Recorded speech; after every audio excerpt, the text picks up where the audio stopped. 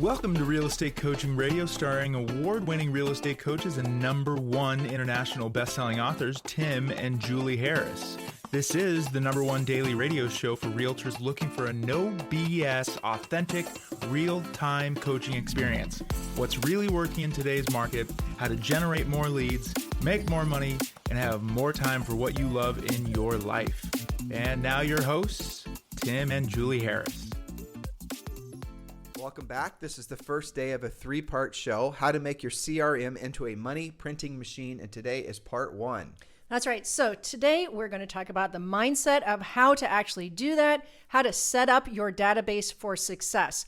You have differing things going on. Some of you don't have a database. Some of you have one and don't use it. Others of you are perhaps misusing it. So we're going to address all of that and do it right today. And then tomorrow we'll talk about your system and we'll move on from there. Right. So the real output of this, what we're hoping all of you take away from this, is actually how to not just build a CRM and build drip campaigns and all the rest of it, but how to actually make money from your CRMs.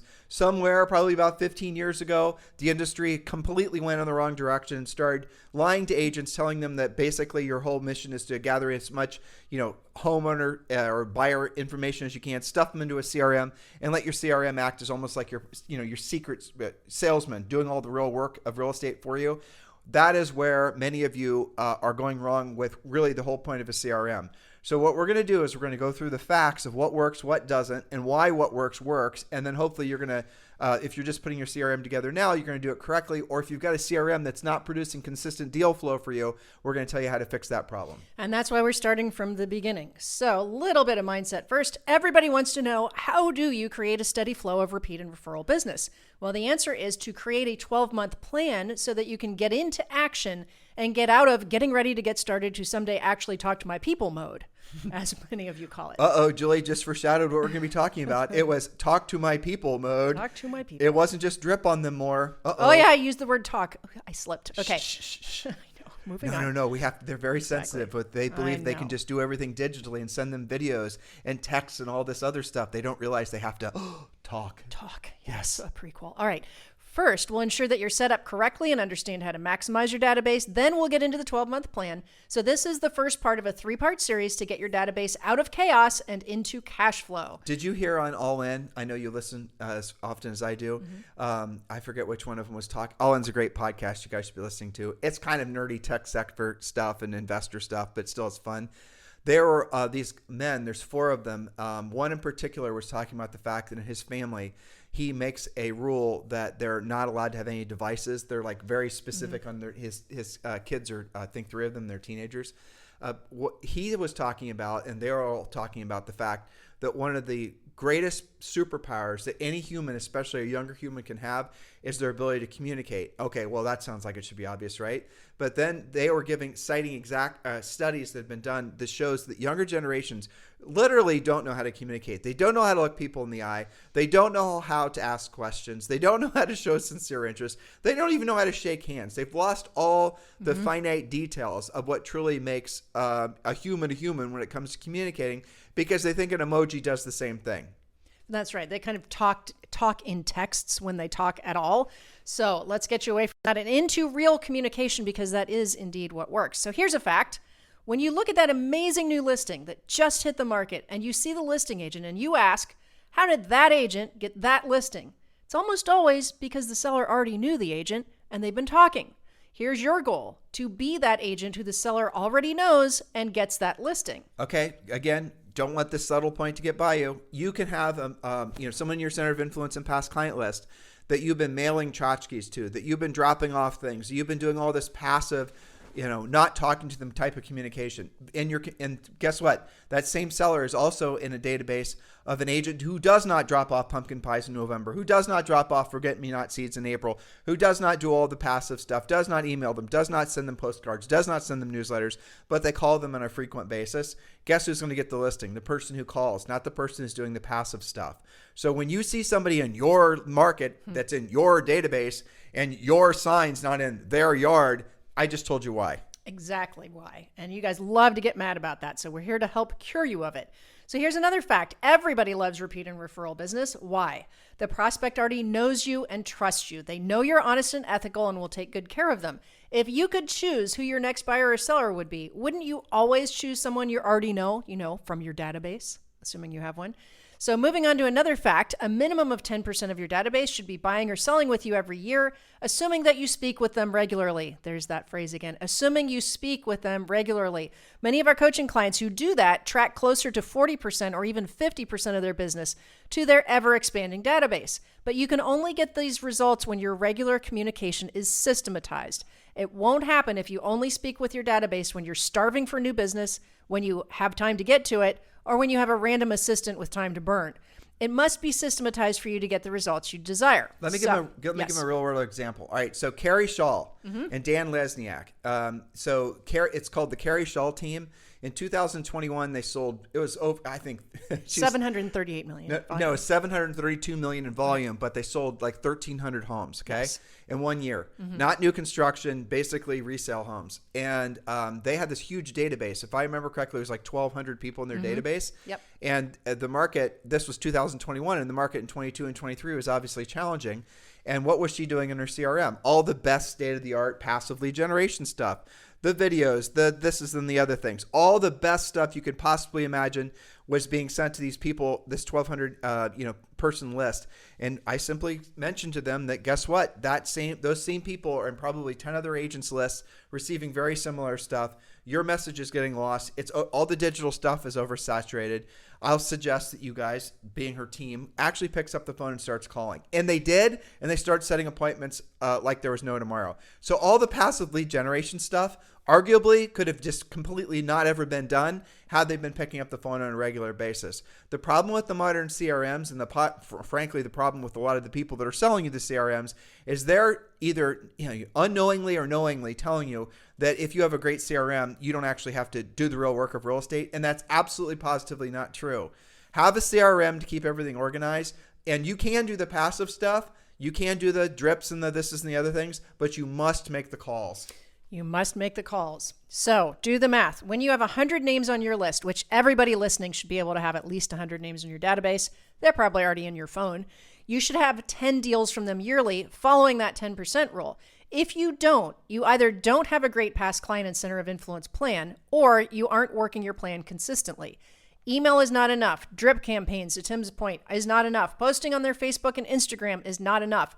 Going to their holiday party is not enough. You have to speak with them. And we give you all the scripts and things to say. We give you a 12-month, communication plan, which, by the way, we're going to be talking about in an upcoming podcast. I think it's tomorrow or the following day.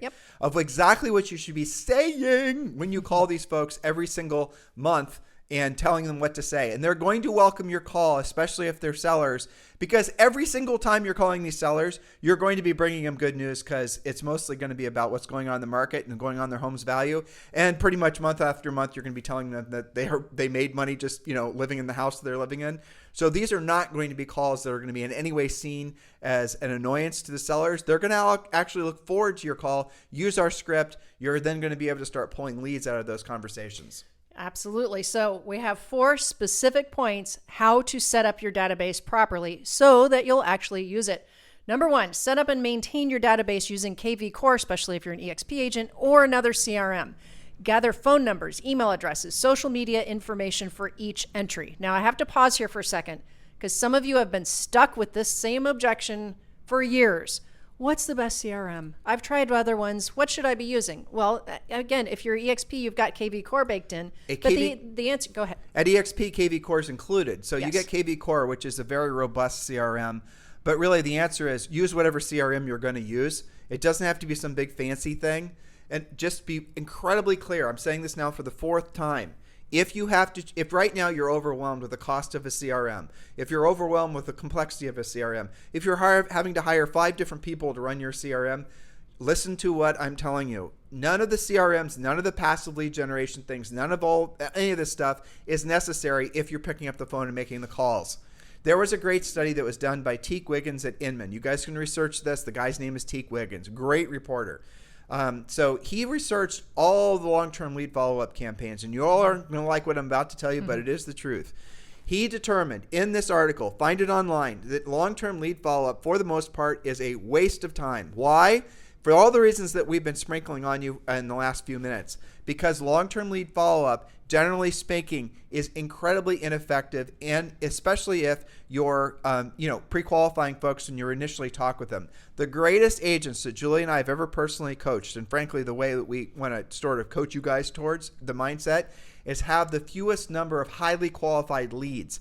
A lead is not just somebody in your CRM. That's not a lead. That's just a name in your CRM that may or may not be actually opening your emails. What are you talking about, Tim? The CRM tells me whether they're opening and reading my stuff. Who cares? Right. Honestly, call them. Find out what, if you see a change in behavior where someone's paying more attention to your passive lead generation, don't wait for them to email you, or don't text them or call them or message them. Don't text them or Facebook and message them. Pick up the phone and call them. Check in with them. Hey, I noticed you opened up my last email with regards to new homes for sale. And then re-qualify them, which you should have done in the first place before you put them in your CRM in the first place. And then get into the habit of making the calls. And then, if you have 100 people in your CRM right now, what Julie said is accurate. In some markets, it's actually far more. If you're in one of these markets where there's a lot of move in and move outs, we sold in a market just like that. You're going to deal with 100 people, maybe 20 of them are going to be transactional in the next 12 months or less. That's right. Remember yesterday's stat, 80% of people feel, quote, locked in. That's the headline that's out there, by their low interest rate. And yet, the thing that's not reported, almost 30% of them said they're going to move anyway. Well, why? And that they'd been thinking about it of 1 to 3 years. How many people in your database are in that category? They've been thinking about it for 3 years. They're absolutely going to move anyway, even though they've got a low interest rate. Who are they going to transact with? But why? Think about that. Some of you are going to say, well, people have this low interest rate, they're never going to sell. That's not true. The people with the low interest rates also have at least 50% equity in their homes. So even if they have to finance something on what they're going to purchase, they're not going to have their payments probably going to be the same, if not less, even with a higher rate, because they're able to put down so much money. Why are they? What's the statistic? Drill down on it. One, they basically want to sell because they wanted to sell 3 years ago. Yeah. When their knees went bad and their bedroom was upstairs, and because of the low interest rate and because of whatever else, they rationalized nothing to buy. They stayed in that house that doesn't work for them anymore. There are all kinds of reasons why sellers have to sell. Financial reasons being the best ones. The ones that create the most motivation. And a lot of people have just been kicking the can down the road. They knew they were going to have to sell. Mm-hmm. And now what's happened is the higher interest rates, higher air quoting, it's now accepted. People aren't waiting around for interest rates to drop. People aren't waiting around for some magical announcement out of Washington, D.C. that mortgage rates are going to be 3% again. Assume that's never going to happen. The market has already assumed that's never going to happen. People are moving on with their lives. People are making babies. People are moving across town. People are closing on their new construction. All of this is happening. Well, that's the reason that interest rates aren't locking people into their mortgages now. It's exactly what that survey said, that they were moving anyway for, quote, personal reasons, right? What the hell else reason do you move for? I know. It's not like I'm not moving just because of an interest rate. And here's the other important factor is, while they were sitting there for those 3 years thinking that they ought to be moving, they built up, in some cases, more than 50% of equity in their homes. So there you go. Don't hang your hat on nobody's transacting because rates are high. And remember, Julie and I always circle back to new construction. New construction is going to be the silent killer of resale. Make sure you know what's going on in your market as far as new construction. And if your market is just some small radius of where you live, you are not actually thinking like, this new generation of buyers are going to think. They're more than willing to, look in new construction that in your mind might be a further distance from people are born here and they, statistically, here's an interesting fact, according to the Social Security Administration, that people are born and, essentially born and die within the same, I think it's 25 mile, it might be 50-mile radius. And so your whole entire life is whatever that bubble is of that geographic area. If you think about that, everything in your life is around that. And so if you're working with clients that are also living in that same bubble, in your mind, you're going to believe they'll never want to step outside of the bubble. And yet 5 miles outside of that radius is a new construction subdivision that you're not even considering because you're assuming that they would never consider it. That's how you lose transactions. You got to be dialing into the new construction. In every market, most major markets that aren't landlocked, you're going to see new construction is going to set the market straight, especially with overpricing on the resale side. 100%. It's a complete honey hole, assuming that you know about it, and refer to Premier Coaching to find out more about what we're talking about, as well as past podcasts about new construction. So point number 2, who actually goes into this database?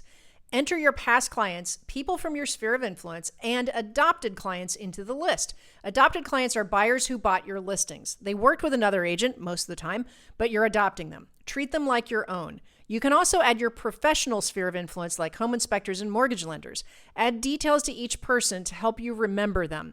If you look in my contacts, it'll say where I met somebody. I met them through somebody. I know them from school. They live in a certain subdivision. I know them from Instagram, something like that. So add some details because then when you're calling, you'll have little hooks in the conversation. Hold on, you just fibbed. Do you know anybody from Instagram? I do. Only a few friends from school. I'm not a big Instagram. Do you even have Instagram on your phone? I do. Oh, you do really? I do. I don't use it that much, but yes. Well, I might tell Zoe and she's going to start sharing. Oh, no, don't do that. But the point is to give yourself some little morsels so that you'll have more to talk about. Maybe the only thing you know about them is that they've got a parrot named Enzo. Well, that's something for you to talk about, right? Well, and also most people do this all automatically, but when you are texting initially, a lot of people, like text is without a doubt the most prevalent and powerful form of digital communication. It's even going to become more so with WhatsApp and all these other apps, and X is going to become more of a texting platform. Keep notes about your last conversation with the folks in your, in the text. Obviously, these things aren't the same as a CRM, but they are going to get at least make it so that when you're communicating with people, you'll have little triggers to make it so the conversation isn't awkward. Very well put. All right. Point number 3. Again, we're setting up your database correctly. Point number 3, commit to adding at least 5 new people per week to this list from your closings, your clubs, your meetings, your organizations. Get into the habit of exchanging information on the spot when you meet new connections. This is something you're really good at the gym, at different things that we meet people at. Well, I mean, thank you for saying that. But the fact is the iPhone makes it easy. Like the new iPhones, you can actually if you have a new iPhone, I think it's this last generation, 14 or whatever we're on. The top of your iPhone, if you kind of like knock it against the top of somebody else's iPhone or just touch, get them close, what it does is it actually exchanges an e-card with permission.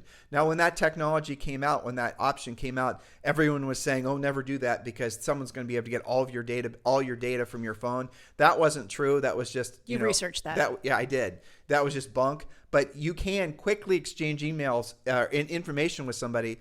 All you got to do is take your iPhone, where the camera and all, I'm looking at mine right now, where the camera is on the top of the phone. You guys know what I'm talking about. And then just if you get that close to the top of their iPhone, it has to be the last generation, I believe, with the newest iOS, you're going to have a little thing that pops up asking if you want to exchange information with this person or at least give them your information, and you can. That's another real clever way of saving a lot of time when you're meeting new people. Also a good reason to make sure that your contact profile is correct and updated and that maybe you can remind them something about you. Okay, so again, on the topic of adding new people, you can also create micro lists using WhatsApp. Examples of this are, say, your kid's 4th grade class parents or your 5 best golfing buddies. Your WhatsApp contacts should also be part of your larger database so they get all of your real estate updates, not just your golf intel, for example. I'll use one of mine there's a school discussion on one of my I think I have like 7 WhatsApp groups. And since Friday night, there's been, I think, 60 or 70 posts from different people. And as I've been watching that, I am now adding contacts and learning new people, a friend of a friend and things like that. But those are very curated micro lists. A couple of my coaching clients are working on this for their neighborhood WhatsApp so that you can get the list from your HOA. You can turn that into kind of a micro lead generation. So here's the fun thing about Telegram, about WhatsApp, about any of these non-SMS platforms that operate like SMS. They're outside of TCPA. That's another advantage. So like on Telegram, for example, Telegram's fully encrypted, if that matters to you. And you can create, I think it's called Telegram groups, where you can have an unlimited number of people that are in your Telegram group that act as just as what Julie described, but then you can mass message them through Telegram. And you can do that through WhatsApp as well. I'm not sure about the functionality of Telegram versus WhatsApp. I've never really compared. But if you wanted to form, like if we're talking CRMs here, that's kind of a cool way of letting the folks that have joined your group know more about a listing for sale, know more about something that's market conditions, whatever. And as you guys know, messaging through WhatsApp, Telegram, or even certainly text definitely gets priority in people's lives over virtually all other forms of digital communication. Nothing is going to be as good as a phone call, though, so just keep that in mind. That's right. All right, last but not least, number 4, update your database weekly. Some of you have made this into the biggest project ever. You're sitting on like 300 contacts. Someday I'll get to updating my database. Just do it weekly starting right now. part of your daily minimum standard so you get it done weekly. Commit to never letting it get out of control, neglected, or outdated again. You have to actually use it to work. Just having the existence of a database and having a few things deployed that are set it and forget it, that's not going to be enough if you want this actually to be a money printing machine. Would you agree? Oh, yeah. And that's the thing is, again, don't focus on having a huge database because you're not going to be able to service those sellers when it comes to, or service those leads when it comes to calling. If you had to form the perfect database, it's going to be people that if I were to grab your database and I were to call them and I would say, I'll call Bob. Hey, Bob, this gal named Julie Harris? Oh, yeah, Julie. Okay. Those types of relationships. If I called up Bob and said, hey, do you know this person named Julie Harris? I don't think so.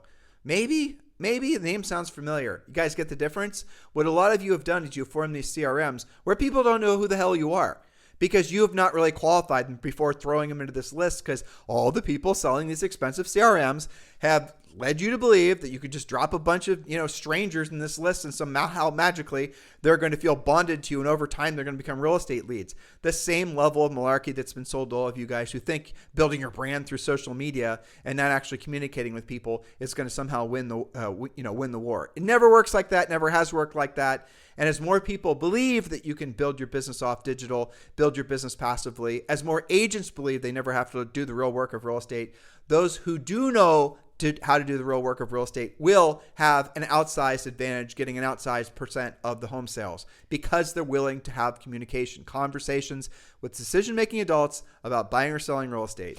And if you want more proof of that, all you have to do is go to our daily coaching sessions to hear from our coaching members who have been coached on this for quite some time and have deployed all of these things and are getting really amazing results. I mean, I have some of my personal elite coaching clients, they're getting like 80% of their business from this category because it's fully optimized, systematized. They're not weird about being on the phone. They do things like we're going to talk about the day after tomorrow, some live events that they're doing as past client appreciation things, dinner parties. We're going to get, to me, that's the fun part, but you can't really do any of that until you have cleaned up your database, systematized it.